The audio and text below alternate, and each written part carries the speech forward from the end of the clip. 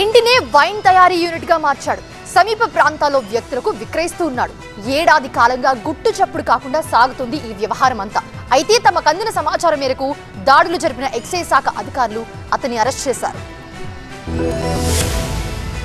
ఇది మల్కాజ్గిరిలో Antony Peter నివాసం. ఇదంతా వైన్ మేకింగ్ మెటీరియల్. యూట్యూబ్ చూసి వైన్ తయారు చేస్తున్నాడు. మల్కాజ్గిరిలో ఎక్సైజ్ శాఖ అధికారులు దాడులు జరిపారు. యూట్యూబ్ చూసి వైన్ తయారు చేస్తున్న వ్యక్తిని అదుపులోకి తీసుకున్నారు. ఏడాది కాలంగా గుట్టు చప్పుడు కాకుండా 7 రకాల వైన్ తయారు చేస్తున్నాడు ఈ వ్యక్తి. గ్రేప్స్, పైనాపిల్, జామ, మోసంబి, సపోటా, అరటి, తమలపాకు పేర్లతో వైన్ తయారు చేస్తున్నాడు. 15 రోజుల ఫెర్మెంటేషన్ తో పండ్ల నుంచి వైన్ సిద్ధం చేస్తున్నాడు. తయారు చేసిన ప్రోడక్ట్ నేరెడ్మెట్, కాప్రా, సికింద్రాబాద్ ప్రాంతాల్లో విక్రయిస్తున్నాడు నిందితుడు.